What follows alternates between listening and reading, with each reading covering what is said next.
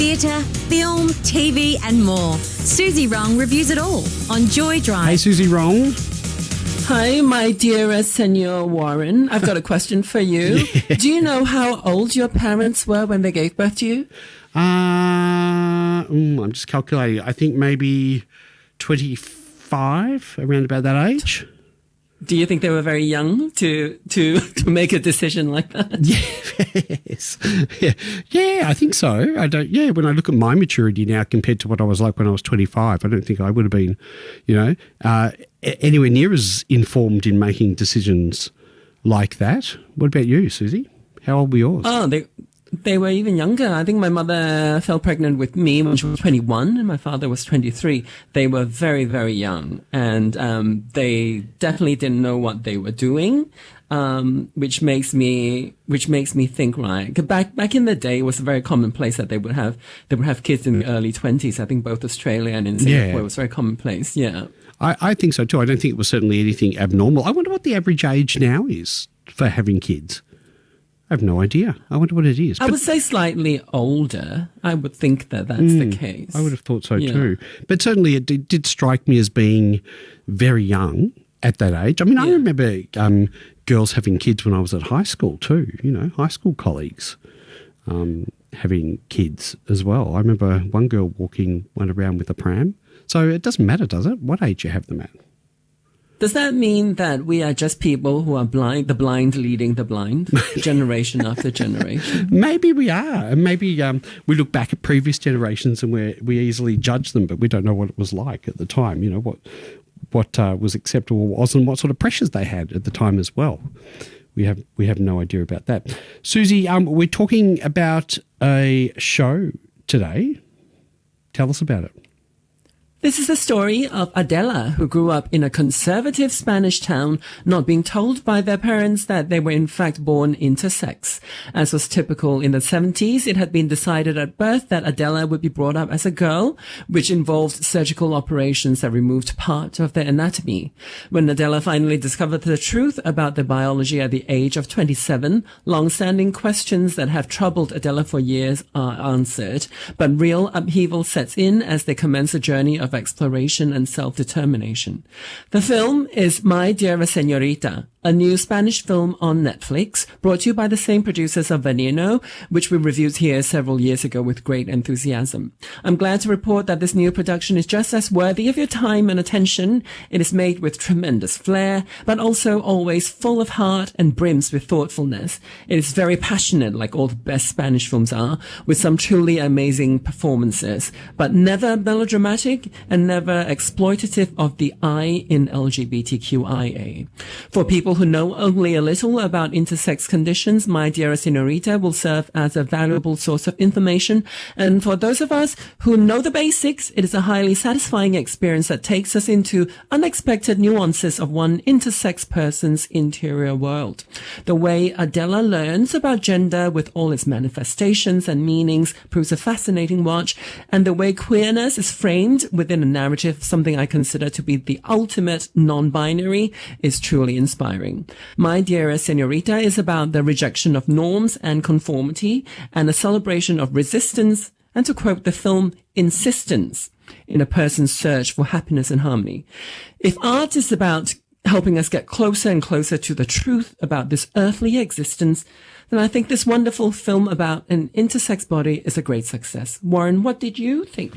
Oh, look, I feel like we don't see these stories enough, and it's really good to see this story being told on a TV show. I feel like, we don't get enough exposure to these sorts of stories, and, it really got me thinking about how much of who we are is shaped by the people around us, especially when we don't even realise it. In this case, the parents or the mother. And I think what makes it uncomfortable is that it isn't about hiding. It's about not even being told the truth in the first place. It's less about identity, I suppose, and more about what it takes to finally choose your own life once you find out the information and the facts that are being hidden from you. I really enjoyed watching it, Suzy. I thought it was great to be curious and to see a story told of an intersex person was great, really good. And I felt really privileged to be able to watch it, to be honest. Yeah. Can you imagine how hard it is to not have, stories like that if you were a person that, that is intersex in a similar way? The way we see Adela have to figure out absolutely everything. With only the most basic of medical information to go with. Obviously the doctors can tell them what's happening with their body, but everything else they just have to figure out themselves. Yeah, and I mean, I don't want to spoil it, but Adela is obviously taking estrogen, but doesn't know why, doesn't know the reason why, and that's been kept from her. And you could see also, the other thing is too, these decisions were made, these medical decisions, prior to, when Della was a baby, couldn't make any decisions for herself. And you could see that the decisions were made with the best intentions by, the parents saying, we'll trust the doctor's advice, etc., etc.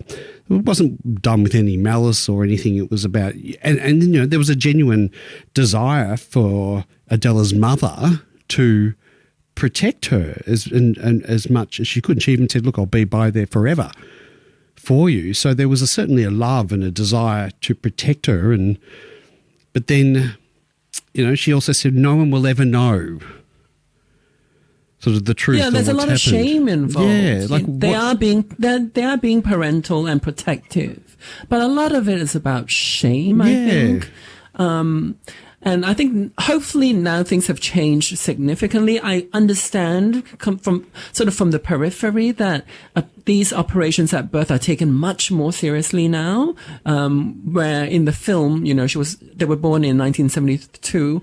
There was never any question that there was going to be an operation done on that baby body.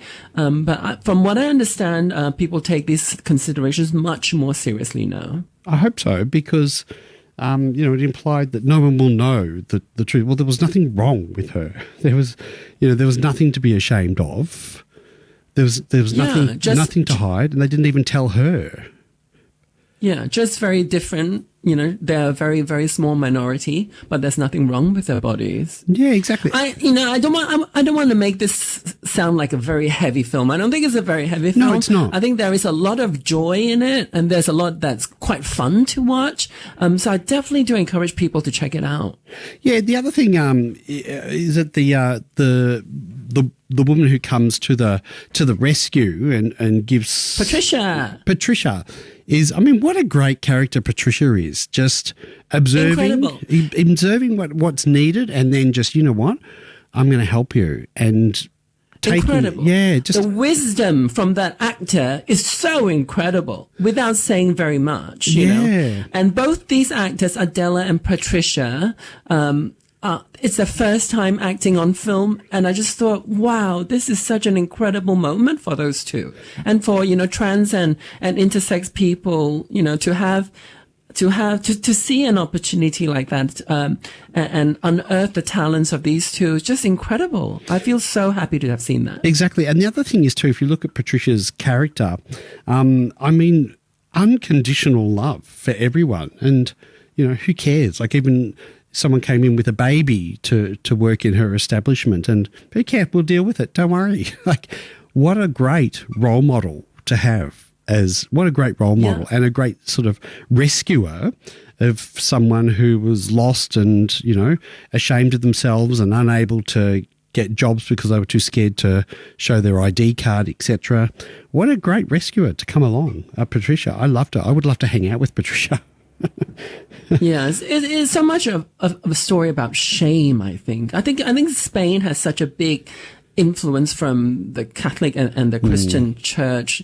So I think it's so much baked into the way they are. So you definitely get that sense of religiosity in the history, and then the shame that comes from it, and how queer people have to fight against that and find a way of being that is not about shame. And the way this film celebrates a very modern queer sensibility, I think is really wonderful. Exactly, Suzy Wrong. I enjoyed watching it, and I would encourage it. It's not heavy. story, like we're saying. It is quite positive in many ways. There's lots of good stories in it. It's called My Dearest Señorita. It's on Netflix now, so you can stream it. What are we watching for next week? Staying on Netflix, next week we're looking at This Is I, about Japanese trans entertainer and icon Ai Haruna, a biopic based on her real-life story. The title again is This Is I, for when I see you next Tuesday. Bye-bye.